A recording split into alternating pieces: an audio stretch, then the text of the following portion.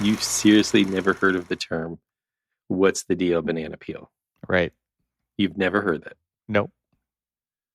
Do, do you guys not have bananas in California? We have our share of bananas.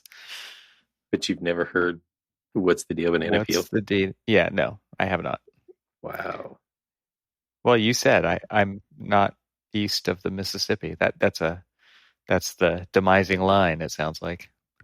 I do need to get out more. I do need to get out more. I'm out right now.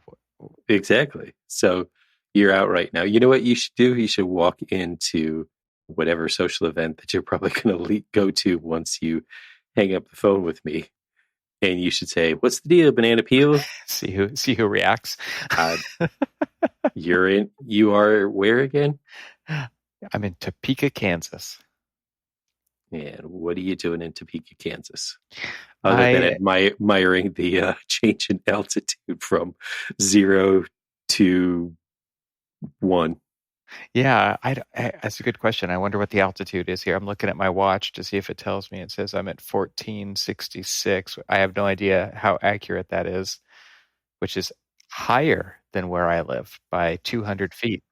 Yeah, but even if it's 1466 above sea level, just say if that's accurate, it means that the entire state of Kansas, and there's one person who's going to probably rip me for saying this, but it's still flat, like flat.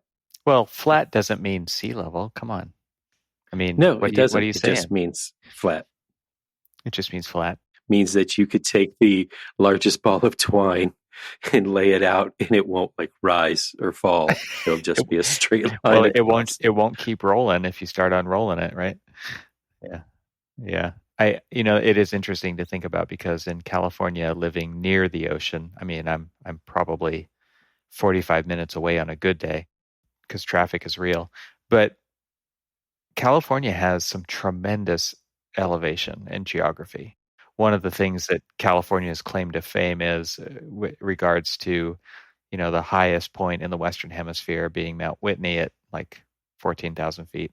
And then Death Valley, which is less than 100 miles away at minus 282 feet at the bottom of Badwater Basin. So they do this race. It's like a 24-hour road race by foot or by bike. I'm sure they probably do both. But it's they go from Badwater to Whitney, and it's just a continuous. It's like 100 miles or something, and you go from the lowest point to the highest point, and it's got to be brutal because I've been to both, and the top of Whitney is no joke. There's no oxygen up there, none. And it's only half the elevation of Mount Everest. So pretty interesting. So what did you say the lowest point was, elevation was? I think it's minus 282. Minus 282? Right. Yep. Jeez. Weird, right? And I thought it was bad as that, like the flood level where I lived in Florida was 13 feet above sea level. Yeah. And my living room floor was 7 feet above sea level. Yeah. Rising oceans, not a good place to be. Yeah. So yeah, Badwater. If you drive into Death Valley from, I don't know, it's kind of in the middle of Death Valley, but it's like the salt basin, and it's this really gnarly salt. It's not like a salt flat where they race, rocket cars. It's a very gnarly. They call it the Devil's Golf Course. Is actually one of the places there. So it's you would never find a golf ball if you hit it out into there. Yeah, it's pretty cool. Does it just like go straight down into the pit? It's just really gnarly. Like the salt, you can actually hear the salt growing. It crackles as you are out there because it's just constantly growing and changing. So it's amazing. It's a place to be for sure. Super cool. Got some great photographs of that area. Okay, so the salt's growing. Probably not on the rim of your glass that you've probably finished and came in here to thankfully record with me. But so what are you doing in Kansas? Yeah, so there's I guess it's AIA Kansas's 101st year of being an organization. So they invited me to come do the closing keynote presentation, speaker, whatever, tomorrow, and so it's a 2-day event. I was around today for the opening keynote and some CE credits, and basically, I've learned a lot about AIA Kansas. It's actually really interesting because of their kind of weird relationship with Kansas City, Missouri, and Missouri in general. In Kansas, I don't know what it's like where you live now, but there is only one AIA chapter. I mean, it is the regional chapter. It's this big, it's the state chapter. Where in California, because of where I live and where I did work, I had my choice of like 3 chapters that I could have been a part of. So because, you can either pick the one you live in, regional, or you can pick the one you work in regionally to be a member of for your local dues, then go to support that one. But in Kansas, it's just one. So funny you say that, and funny that you mention that, because I just applied for and had my AIA membership transferred from my AIA Potomac Valley, so put in perspective, Maryland, really small state, and it actually had quite a few. And then I could have either been affiliated with AIA or DC AIA or AIA Baltimore, or something that was closer to my home, which I chose that one because it was a small chapter. But I am now looking at the AIA Michigan chapters, and so I'm officially part of the AIA Michigan and AIA Detroit. And there is several chapters, 11 chapters, Wow. 11 regions in the state of Michigan. Mm-hmm. And of course, you could assume that the entire Upper Peninsula is all one chapter because it's remote from, the mitten. So, but yeah, so I'm now officially that. But yeah, it's interesting is because there are those regions that pretty much like the state is the local chapter. Mm-hmm. And especially when, they're much larger states out west of the Mississippi. And so if you only have like one chapter one chapter for say Kansas, then you're like, if you live in western Kansas versus eastern Kansas, which is where, Kansas City is and all that other stuff. I mean, I'm assuming everything is, well, is it based out of Topeka or is it based out of Kansas City? It's based out of Topeka. Topeka is the capital. And what's interesting is a lot of people, I guess there's this, I don't even know how much of this I can talk about, but AIA Missouri, all of Kansas City, no matter which side of the state line it's on, is part of AIA Missouri because of some weird politics. So there could be Kansas architects, AIA members who are actually part of the AIA Missouri, like whatever, that region, just because that's where they live and because it's part of that larger metro area. So yeah, it's interesting because Kansas is a large state and Topeka is pretty much on the east side. It's an hour away from Kansas City by car.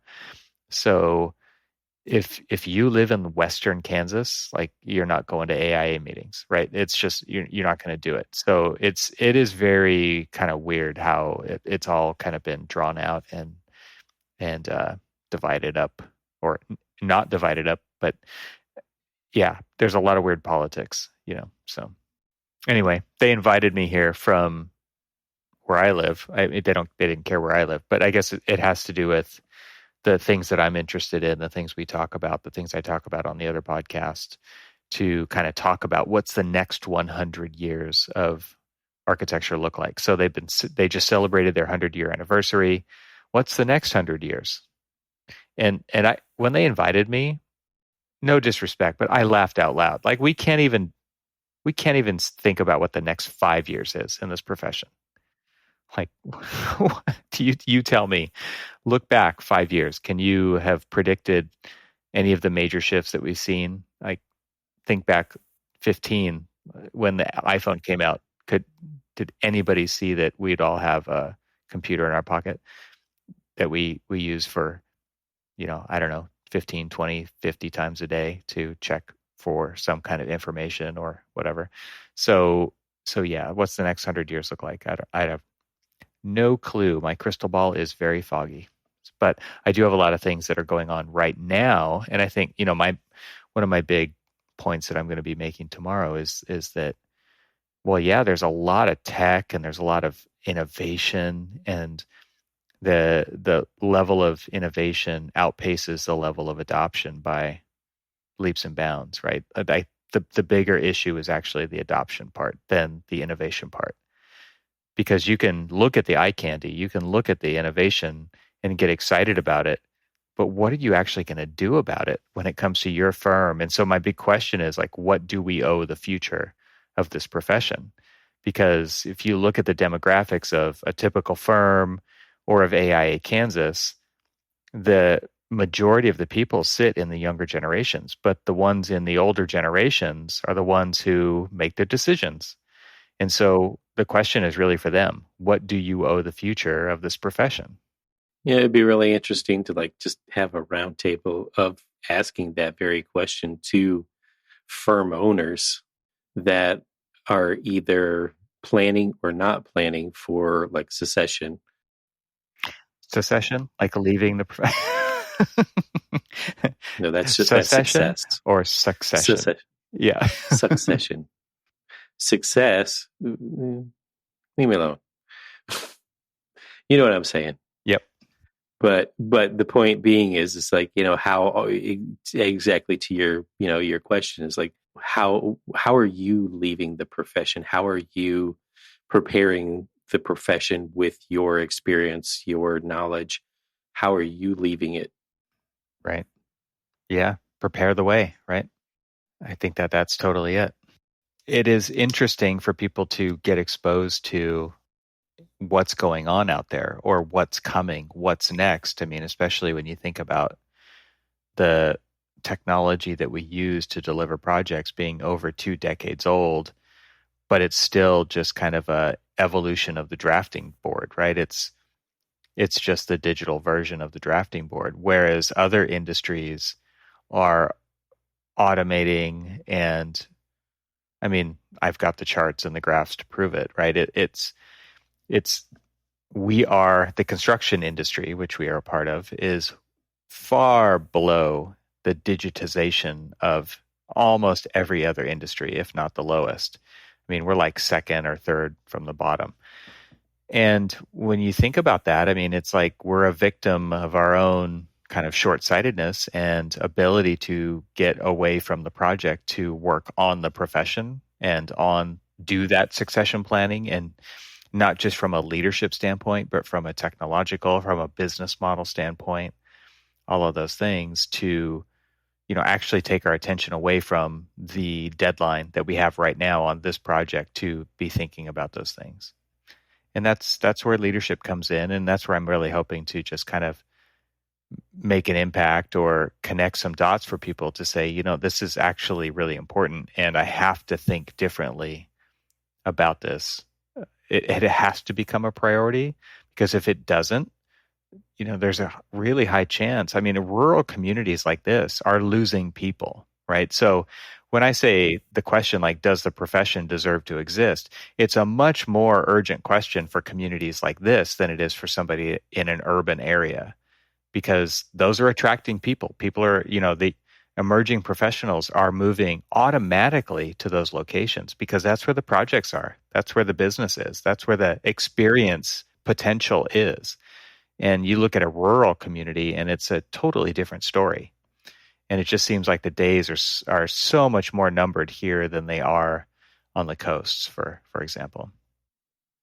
Which is interesting because, there's Rand out of Oklahoma or Marlin out of Arkansas, and those are those communities, and they are, leading in the design profession, but they are, they basically decided to stay regional, right? And open up practices that serve the regional community. And maybe that's, the pattern for the future, is just for those particular areas where the sense of urgency of like keeping and fostering the next generation, really should kind of look more towards than the flock, like jumping the fence and run into LA or, New York or Chicago or places like that where they can practice with like the big names and get the exposure and get the, so I worked for, this architect or that The architect. cred, yeah, they want the Yeah, credibility. exactly. Well, I do Yeah. see that happening for sure, but then does seem to be kind of a repeating story of people who are drawn back to these communities, maybe because they have older generations of family still there who didn't leave. There's also this weird sentiment of, did you get out, right? And why did you come back? Which is kind of a weird stigma, right? That people attach to people who did go out and try something different, but then ended up coming back.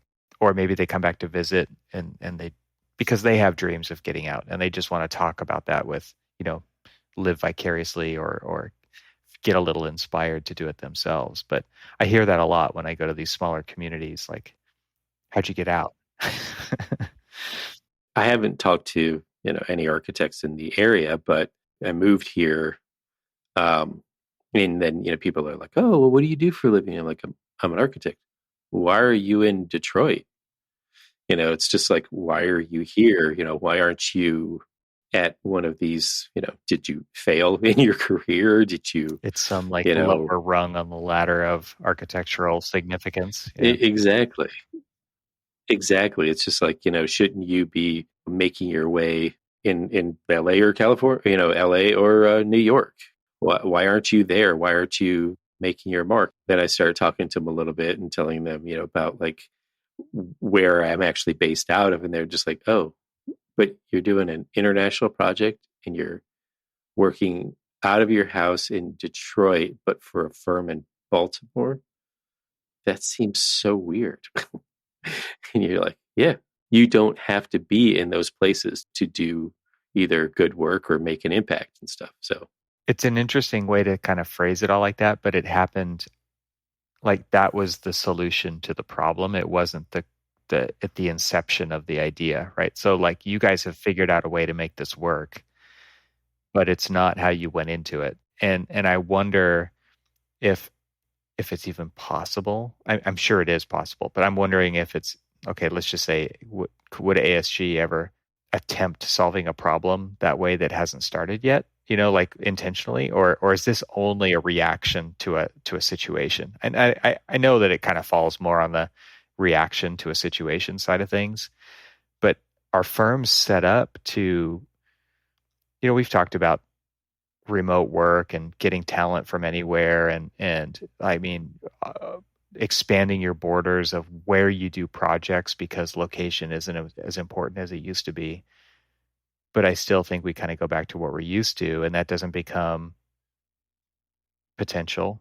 it's kind of funny that ASG is actually set up more as, I don't necessarily agree that it's like, say in my situation, it's a reaction to, it really is that we do projects all over the place and they're okay with their people being all over the place. Because even before COVID, we had people all over the place. I mean, yes, we had our main offices in Baltimore or DC or Phoenix, but then we had remote workers all over the place. And it was, I don't know if it's the joke or if it was just, part of like our expansion kind of philosophy is that, we'll do projects anywhere that Southwest flies. So we'll go, wherever, I guess we had a corporate deal with them, to fly and stuff. But it was just the thing. Well, if you're near a hub, it makes sense. I get it. Yeah, exactly. And so, we would just go wherever the winds take us. And so maybe that's the solution. Yeah, I can work for this person or this person, or this person, but why not stay local to family and friends and things like that, but still be able to practice for a firm in New York or DC or LA or whatever. Anyway, I know we kind of diverged from the conversation, which, that's Kind of what how it we works. Yeah. typically do. But what have you seen? Let me interview you a little bit. Like, what have you seen in Topeka since you've been there? Has it just been mostly convention stuff? So mostly convention stuff, except I did get kind of the royal tour by the main VP here at the AIA, and she, because my grandparents on my father's side are both from Kansas, that became kind of a big driver for them to pursue me to come here. So that the neat thing about that was like, okay, there's kind of a coming home aspect to the story. How did they know you Well, were? that just came up during the first conversation, you know. So they didn't like stalk me ahead of time to figure that out, but it just came up, and then I think that just made it even more of an obvious, oh, we have to do this now. Like, oh, now that we know that, we have to do this. So it was cool. Which is cool. And so, one of the big things, one of the big draws here is just obviously the openness, but there's this big preserve called I forget the actual name of it, but it's a partnership, private-public partnership with the National Park Service and the Nature Conservancy for this grasslands prairie natural reserve, something like that. And it's in the Flint Hills, and it's a absolutely gorgeous area. So I got to go check that out yesterday and spend some time seeing kind of the protected areas of Kansas, and absolutely gorgeous rolling grass hills and wildflowers and old limestone buildings and limestone barns. And there's a beautiful area kind of southwest between Topeka and, I guess the highway goes all the way to Santa Fe, New Mexico, but it's one of those just amazing areas with rivers running through it and these rolling grasslands where the buffalo used to roam, and very Wild West, right? But protected, beautiful area worth saving. So that was kind of above and beyond the conference part of it that I got to experience. Yes. Did you get your national parks They passport didn't stamp? even ask. It's like a totally free, you don't even have to pay to go there. And I don't have a passport. My son does. I don't have my own. Do you have your own? Uh, we all got them when we had moved to the DC area because there were so many different like national parks or like national battlefields and places like that. And so we all had them and we were all getting them stamped. But then it kind of just fell by the wayside because everybody was just like, "That's for kids stuff." No, it's so cool. I would do it if I had one, but I It feel like I've is. been to so many parks that it's just too late now that I would feel bad that I've been to so many that I never got a stamp from that I probably won't see again. Yeah. Well, I was my thing was is not necessarily the stamps, but to get the little plate for my Oh, walking stick. cool. Yeah. Hmm. That was, and if they had them, I would, I would buy not the. have even thought of bringing it on this trip, honestly. I did not expect that to have happened, which has happened a few times where it's like you find yourself in a situation where you're like when I went to St. Louis, I never thought that the Gateway Arch was a national park. I would not have thought to have brought my passport there. So, or my yearly card that I happily pay the park service every year just to contribute, right? But I didn't even bring it. So I end up paying for the entry fee anyway. So, um, yeah, I wouldn't have thought of it. I got a free one last time because they had changed the entrance into the national parks where, veterans, as long as you can show proof of your service, they let you in for free.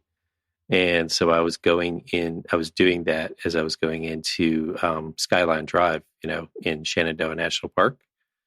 And the lady's like, hold on a minute. And then she handed me a brand new card that said military on it. And I'm like, Yeah, sweet. that's cool. I was like, I still kind of want to give you the $80, for it because Right? They're so underfunded. exactly. It's just like, I don't want to deny you the money that I've been giving you, all these years for this thing. Like I have no problem giving you money because I support your cause. Yeah, so that was a cool little extra thing that I got to do. Other than that, I've been just kind of here and there working on, just putting all the crossing the T's, dotting the I's on my presentation for tomorrow, and listening to architects tell cool stories. It's what's really cool is they just did a Pecha Kucha kind of event. They call it Chit Chat, and the first Hmm. architect who, Okay. yeah, easier. It's totally Kansas, right? It's yeah. Let's do the Chit Chat event. It's so funny that you say that because so many people say Pecha Kucha in so many weird ways. I don't know that I'm saying it right, but I hear so many translations of that I'm just like, what are you saying? So yeah, Chit Chat. Let's make a movement to change it. So this first architect did a presentation on this zine that he does with some friends from college. This was from the '90s, and they still do this zine, and it was, I think it's called Johnny America or Johnny American, something like that. I'll have to look it up and see if I can put it in the show notes. But it was just such a great, funny presentation, and he did this thing where he set up his PowerPoint ahead of time and he set it to autoplay so that he could not go over time, right? And it was just automatically advancing to the next slide every, I don't know, 20 seconds or whatever. It was pretty funny. And so what I was going to say about that was I felt like these architects, at least at this event, aren't taking themselves very seriously, which I totally appreciate. And I think that is something that needs to happen way more often in this presentation, or sorry, in this profession, is that we just need to be way less serious about ourselves and what we're doing and have more fun doing it, because that is way more contagious. It should be more contagious than the negativity that I see all over the place, which is also very contagious. Yeah. That's funny is you say that. I obviously, sit through tons of meetings per day, per week, per month, per year. And everybody seems, wants to be so serious about it. And sure enough, when they log on to a meeting invite that Cormac sent, they are not going to get professionalism. They're going to get, Guaranteed. I mean, they're going to get work done. But I mean, I hate sitting through meetings that are so stuffy and stale where even if I'm talking, I'm falling asleep, which is possible to do. Let me just tell you, it is possible to fall asleep while you're talking if the meeting is that boring. So for the love of all that's holy, stop Right, conducting right. boring I meetings. thought it was so refreshing to see this And presentation, and now I'm going to pause because I can't think of the word and the slides are still going and I'm going to fall behind, and it was just really fun. And that to me was something that is just so necessary today, where we're so serious, we're so strapped for everything, budgets, time, we're tortured artists. And I felt like, oh wow, I would love to work with that guy. I would love to collaborate with that guy, because just his approach to this presentation, if he messed it up, it wasn't going to be the end of the world, and everyone was totally okay with that. And I don't know if that's a Kansas thing or if that's just a him kind of a thing, but I felt like we need more levity like that. It was really cool.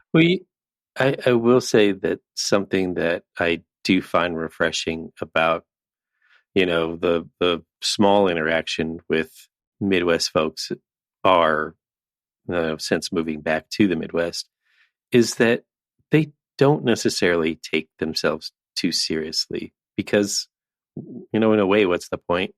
So I did find Johnny America, a little zine of fiction, humor, and other miscellany, published by Moon Rapid Drinking Club and Benevolent Society.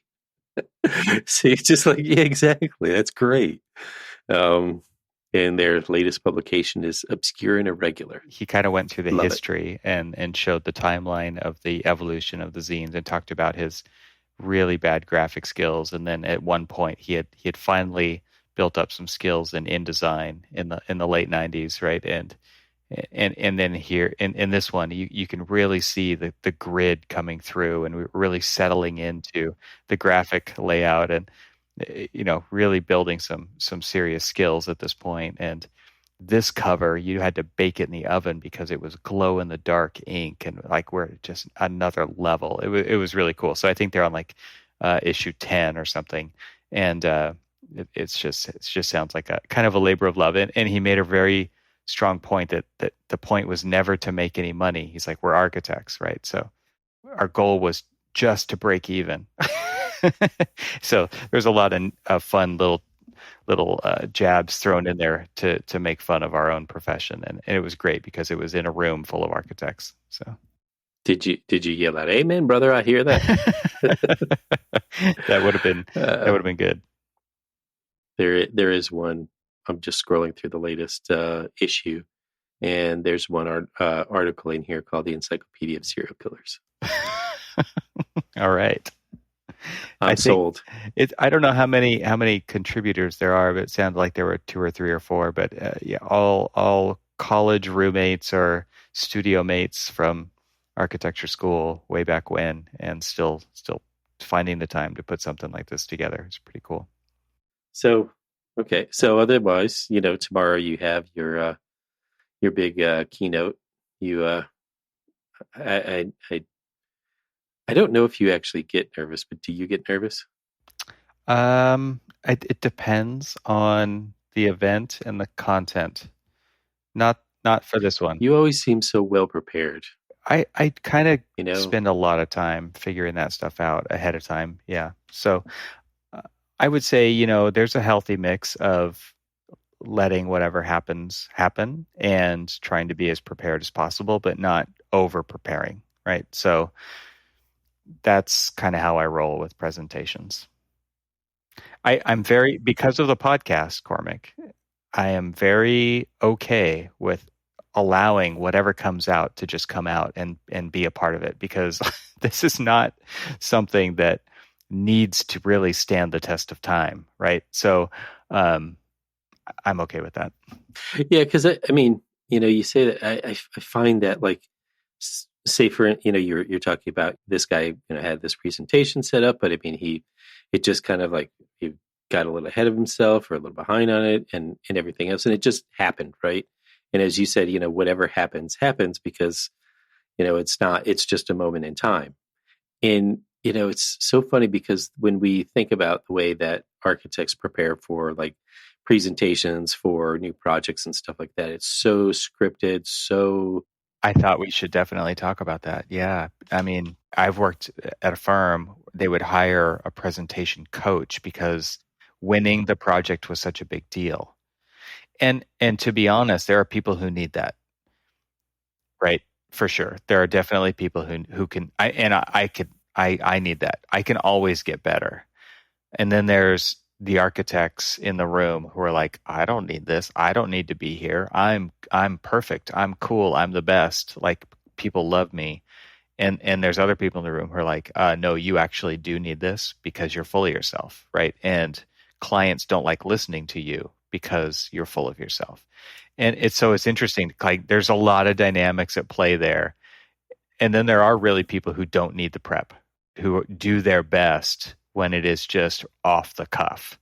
And there's no way to kind of properly categorize people because there is ego and preparedness, and there's so many things involved. But those are, they could be interesting, and they can also be torture when they bring in the presentation consultant or the communication consultant, whatever they're called, to come in and prepare for those big pitches. And yeah, there's so much preparation that goes into those. It's pretty crazy. Yeah, it's interesting is because the last time I was on a presentation for we were going after a project, and my portion of it was things that were in my wheelhouse about like adaptive reuse, and so they wanted me to talk more about like that and how we work with buildings like that and how what's the process like.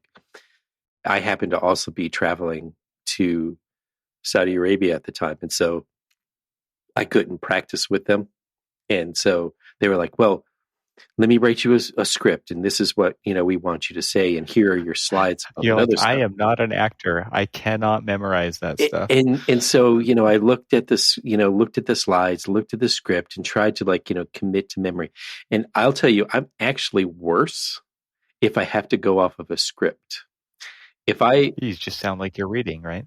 It's either that or I get so nervous that I'm going to forget one of my lines, that I don't really do very well. It's just kind of like, it's not comfortable or natural for me. And so I tend to get overly nervous or overly complicate or overly think about things. And then, and so we were giving the speech, and I kind of just hobbled through my slides. And then when they came back to me to ask some direct questions specifically about it, here I am thinking, getting a little overly nervous about, oh, I'm back to the slide. I'm back to the information that, we presented on the slides, and which of course I didn't really know very well because I was traveling. I didn't write it, and I was traveling and everything else. So then I just said, all right, I got to shoot from the hip and just completely go off script of this. And it felt more natural and more of a flow. And they're like, oh, I like how you just kind of ad lib some of the slides and everything. And I'm like, yeah, I didn't really do that because I didn't know what the hell you put on the slides. Well, then there's always the person who is like, okay, I am absolutely not going to say this because no one in the room wants me to. And then they do it because that's their natural tendency, is to go into this minutia, and there's not time for that. And they do it anyway because it's who they are. And everyone else in the room is trying to elbow them or kick them under the table or whatever to say, stop it. You said you weren't going to do this. You're ruining the presentation, but you're doing it anyway. Yeah. Or you go or you go through all of this practice. And this was another one that I noticed. So you're going through all of this practice, and everybody's got their speech down. And then when you're in the actual room, it all goes out the window and they start reading off the slides. I'm like, yeah, this is not what we practiced. It's not what we agreed to. Yeah. So yeah, I was just like, wow. It is interesting to think about this from a kind of a student perspective. This is, there were definitely presentations, right? There were juries and crits and presentations. But to think about this whole idea of the project pursuit, and you've got several different experts at the table who are all going to have these speaking points, and they're going to talk about their various expertise, and then there's going to be somebody over there pushing the button to advance the PowerPoint and whatever. And this is a totally foreign concept, right? And not very many people get to participate in the pursuit process out of the ones who are in the office, right? But it is kind of a weird, but I don't know. I think for some people it's kind of exhilarating. For other people, it's just absolute trauma, right, to go through. But they're forced to because of the role that they have and the expertise that they have, and they're going to be the ones who would work with the clients. The clients want to see the people that they're going to be working with, because that's the point, right? It's to see if there's a match between the clients and the people that they're hiring, because they want to work with the people they want to work with. It's a very interesting piece of what architects do to try to win work and compete for work with other firms. And I guess where I'm going with this is, it just is a totally screwed up business model. This totally goes back to, how much time do we spend trying to win work? Not even competition work, right? I'm not even talking about that. I'm talking about legit jobs that pay people salaries at firms for years, and we have to compete for it. How many do you win? What's the percentage? 20% if you're good, 30% if you're the best, right, of all the jobs you go after. It's crazy to me that this is the life of an architect. And here we are. That's what we do. And here we are. And it's just this is the accepted way to do it. This is how you do it. You put all the stuff out. Your marketing department is not marketing, it's business development. It's teaching people how to win work. This is never a part of the education of becoming an architect. So it's just how firms operate, and this is what you do, and this is how you do it. It's pretty crazy. So yeah, that's my presentation tomorrow has nothing to do with any of that. It's I'm excited to do it. It's going to be, I hope it's going to be, kind of eye-opening, but then, my twist is really it's about people and being prepared to, like, it's what we do here. It's what I do on the other podcasts. It's really kind of I'm a portal to the people in the profession or outside of the profession who will give you the information you need way faster than you can get searching on Google or trying to find. So if it's tech and you want to find out everything you can about architecture and technology, listen to my podcast, right? Just stay up to date there, and you're going to get so much more information there. But it's also what I'm doing at Tech. It's about connecting architects with the right people at the right time and getting what you need way faster than if you were to try to find it on Google. So there's kind of a twist to the technology story, right? Which is, yeah, there's a lot of eye candy, but the cool thing is there's real people behind all this technology. And the reason we do what we do is not because of the technology, it's because of the people. I mean, we serve our clients as architects. We are contributing to our communities. Like, we're not doing this so that we get to use Revit. I mean, that would be crazy, right? We're not doing this so that we get to use whatever the latest tools are. No, those are a means to an end. The cool thing is, if you're a firm out there who is not up on the latest, greatest, there's people out there willing to help you, and they know everything, and they will help you if you just connect with the right people.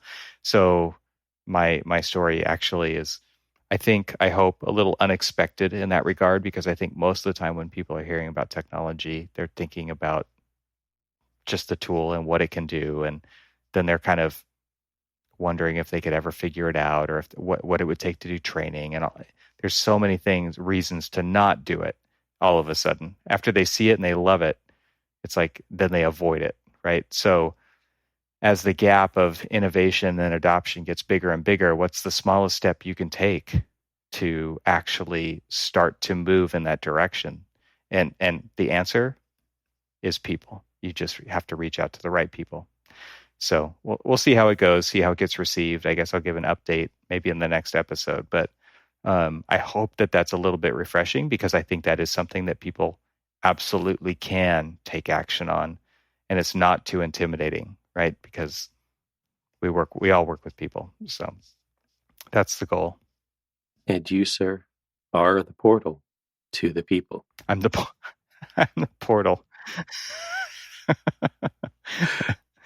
I wasn't going to let that go. Putting that in the presentation now. I'm a portal. Thanks for listening. This show is part of the Gable Media Podcast Network. See all the shows at gablemedia.com. That's GABLMEDIA.com. You can help support what we're doing here by leaving a 5-star review on Apple Podcasts to help get the word out, and don't forget to share it with your friends.